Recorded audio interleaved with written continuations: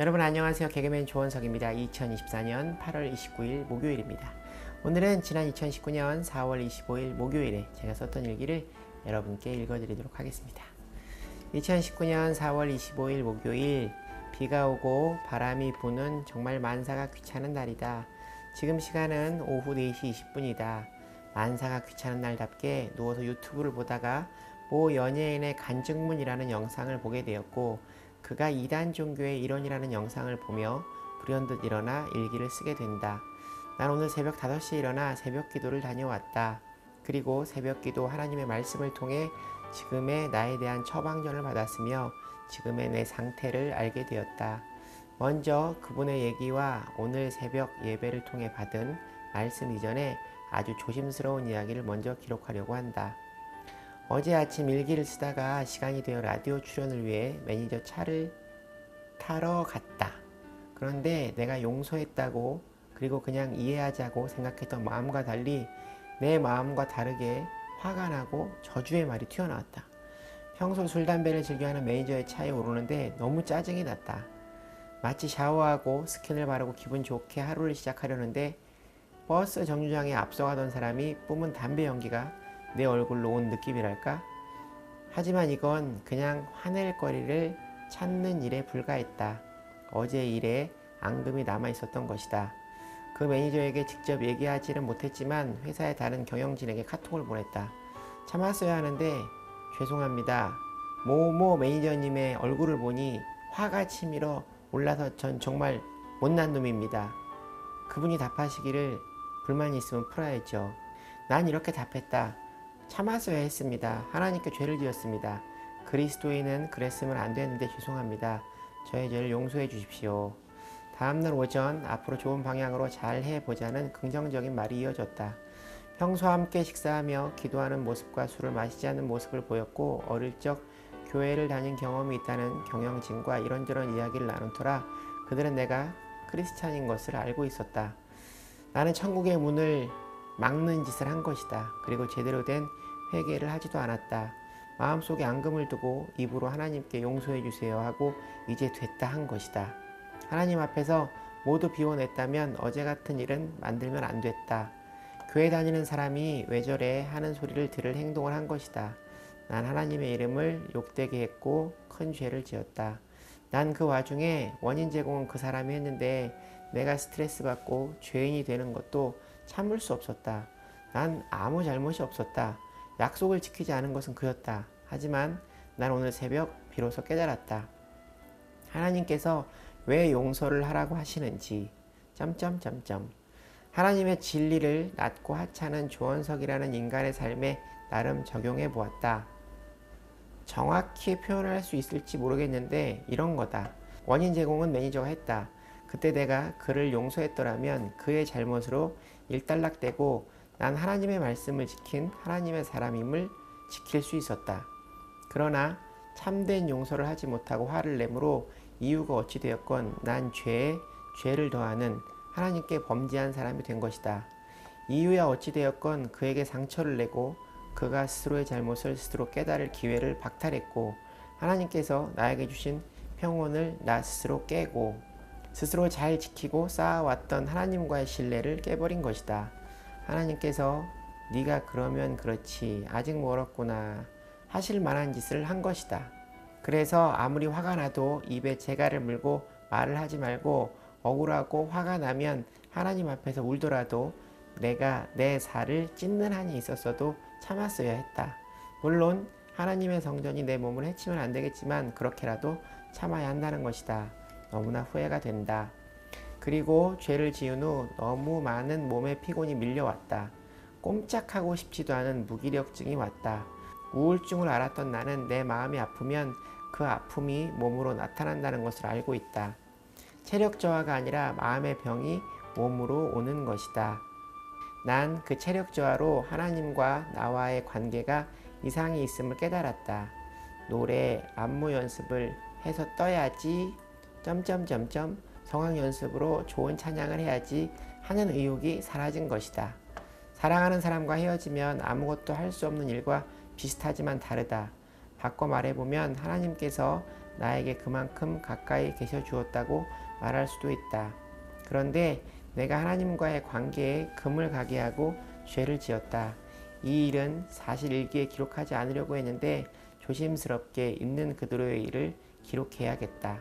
새벽 기도에서 오늘 주시는 하나님의 말씀 시편 119편 25절부터 48절 말씀을 통해 가르치소서, 깨닫게 하소서, 달려가리이다.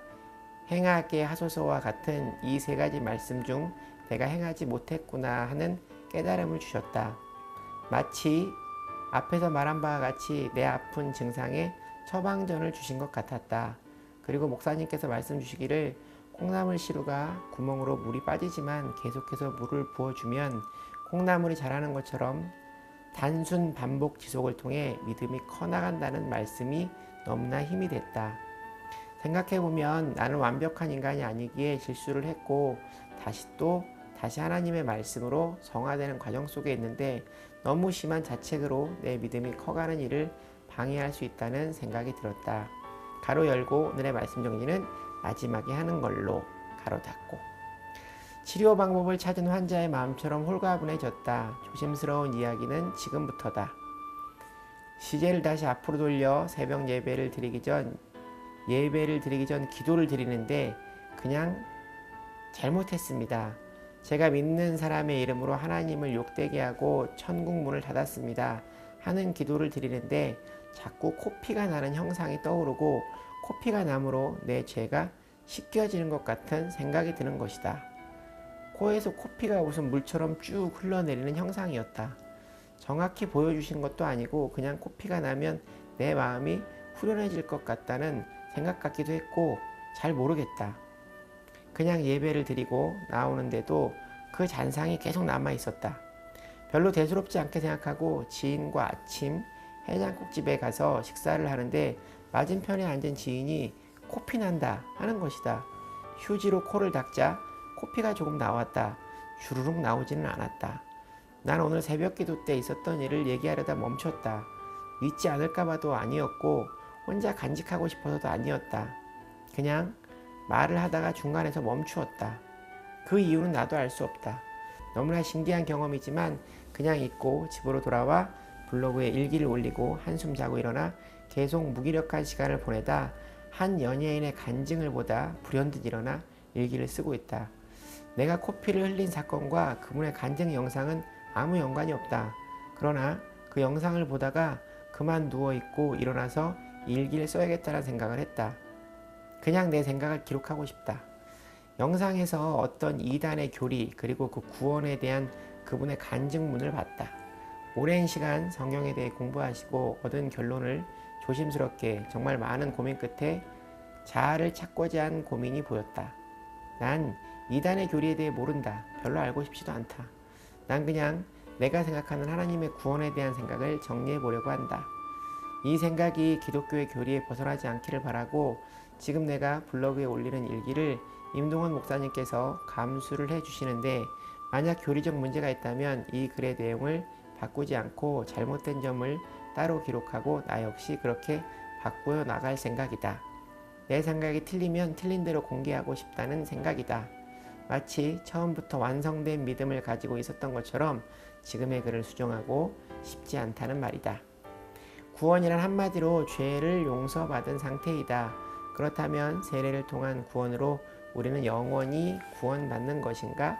그렇다. 한 번의 구원으로 우리는 영원히 구원받는다. 하지만 여기에 한 가지가 빠져 있다. 다시 한번 이건 내 생각이다. 죄를 용서받는 구원은 회개를 통해서 이루어진다. 내 개인적으로 사람은 매일 크고 작은 죄를 짓는다고 생각한다. 내가 살아있음으로 발생하는 오물과 쓰레기, 나누지 못하는 죄 등등 눈을 뜨는 동시에 죄로 시작한다. 그 죄의 회개 속에 구원이 존재한다는 생각이다. 예수님께서 십자가에 달려 돌아가심으로 우리의 죄를 대속하셨다. 그리고 한 가지 더, 예수님은 하나님과 우리의 유일한 중보자이시다. 예수님을 통해 우리의 죄를 용서받았다는 것은 예수님을 통해 우리의 죄를 하나님께 고백해야 한다는 말이다. 그리고 용서받아야 한다. 한 번의 구원으로 영원한 구원을 받았으니 난 죄로부터 자유로움으로 죄 지어도 돼. 이런 말은 누구나 잘못됐다고 생각할 것이다. 하나님의 말씀을 계속 파고들면 다른 생각들이 난다. 예를 들어 그럼 세례 이후 이생에서의 삶을 통해 영생의 단계, 천국의 단계가 있지 않을까? 이러면 이단이 되는 것이다. 그냥 하나님의 가르침에서 딱 멈추어야 한다. 예수님께서 세례를 통해 구원을 주신 것은 하나님의 사람이 되었으니 믿어줄게, 잘 지켜라 하신 거라 생각한다. 여기서 생각을 멈추어야 한다. 유튜브의 어떤 영상의 제목은 이순신 장군은 구원받았을까? 이다. 내 생각은 이렇다. 그걸 네가 왜 궁금해하는데?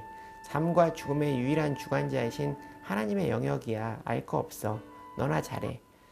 생각은 앞서는데 공부는 안 하고 못하는 과거, 나 같은 아이들의 특징이 있다. 외국어 학원에 가서 기초 과정을 등록하면서 프리토킹 수업은 어떻게 이루어지는지, 해외 어학 연수 프로그램은 어떤 것이 있는지 궁금해한다. 그리고 결국 외국어는 기초반을 넘지 못하고 끝난다. 왜 구원에만 큰 의미를 두냐는 것이다. 소열의 문답 1. 사람의 제일 되는 목적은 무엇인가? 하나님을 영화롭게 하고 영원토록 그분을 즐거워하는 것. 이 말에 큰 의미를 두고 이것에 집중해야 한다는 생각이다. 전에 어떤 목사님께서 성경은 인간의 힘으로 해석하기에 2% 부족하다고 말씀하셨다. 그 2%는 믿음으로 채워야 한다는 말씀과 함께 개인적으로 2%의 부족한 점을 보완하고 수정하지 않는 것이 더 확실한 하나님의 말씀이라는 증거라고 생각한다. 베드로가 초대교회에 힘을 가진 사람으로서 자신이 예수님을 부정한 것을 고치지 않고 성경에 그대로 기록하게 한 것처럼 그가 성화되어 바뀐 후의 일이 더 큰 가르침을 주듯 더 큰 믿음을 위해 더 큰 가르침을 위해 2%를 비워두셨을 거라 생각한다. 하나님의 사람이 되어가는 성화의 과정을 통해 깨지고 부서지는 그리고 단단해지는 진짜 하나님의 사람이 되어야 한다고 생각한다. 일기를 쓰다 보니 저녁 6시가 넘어 저녁을 먹고 다시 노트북 앞에 앉았다. 이제 오늘 말씀을 정리해야겠다. 그 사이 매니저님에게 사과 문자를 드렸다. 어제 그제 화를 내서 예수님 믿는 사람이 나를 다스리지 못해 못난 모습을 보여드려 죄송하다, 용서를 빈다는 문자를 드렸다. 그랬더니 자신이 잘못한 일인데 왜 그러냐며 미안하다고 마음 풀라고 오히려 나를 위로하는 문자가 왔다. 감사하다. 난 우리의 일이 잘 되려는 것을 알고 일을 방해하려는 사탄의 짓이니 서로가 사탄의 도구가 되지 말자고 얘기했다. 사람과의 문제를 풀고 나니 기분이 홀가분해진다. 자세히는 모르겠지만 내가 행함을 하나님도 기뻐하시지 않을까 생각한다. 다시 하나님과 가까워진 느낌이다. 바로 이거다. 다시 무언가가 하고 싶은 의욕이 생긴다. 내가 행하는 일들로 하나님의 이름을 헛되지 않게 하나님의 이름에 먹칠을 하지 말고 살 일이다. 반드시 지키고 살자. 아멘. 오늘 나에게 처방전이 되어주신 조건의 목사님께서 주신 하나님의 말씀은 시편 119편 25절부터 48절까지의 말씀이다. 어제는 임주 목사님께서 말씀을 주셨는데 다른 성경 말씀은 장이라고 하면서 시편은 편이라고 하는 이유는 말 그대로 시편은 시로 이루어져 있기 때문이라고 말씀하신다. 성경 말씀 중에 시편 중 가장 짧은 시편은 시편 117편이며 가장 긴 시편은 시편 119편의 말씀이라고 한다. 시편 119편은 176절로 이루어져 있다. 시편의 말씀은 이스라엘 어린이들의 반성문으로 쓰여진다고 한다. 조건의 목사님께서 주신 오늘의 말씀은 주님의 말씀이 우리의 인생에 얼마나 지대한 영향을 미치는지를 기록하고 있다고 말씀하신다. 말씀 계시에 대한 찬양을 기록하고 있다. 이스라엘 백성들이 출애굽함으로 구원을 받고 광야에서 성화되어 가나안 땅을 정복하는 사명적인 인생을 살기 위해서는 하나님의 말씀이 꼭 필요하다.